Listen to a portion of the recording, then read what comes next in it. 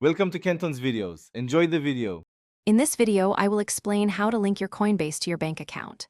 Go to Settings, choose Linked Accounts, then select Add a Bank and follow prompts to connect via Instant Verification or Micro Deposit Verification. Enable 2FA and confirm your bank routing and account numbers if asked. Watch for small test deposits and verify amounts to complete the link and start funding buys. In this video, I will explain how to link your Coinbase to your bank account.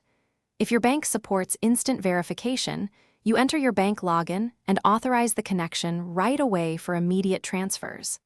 If not, Coinbase will send 2 small deposits that you must check and enter to confirm ownership. Pick the method based on convenience and your bank's options to get your account linked and ready. In this video, I will explain how to link your Coinbase to your bank account. If verification fails, recheck your routing and account numbers and try again, or wait the appropriate processing time. For microdeposits, allow a few business days and then enter the exact cents amounts shown.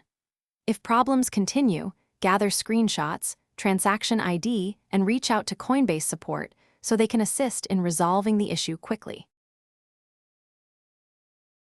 Thanks for watching. Consider subscribing if we helped you.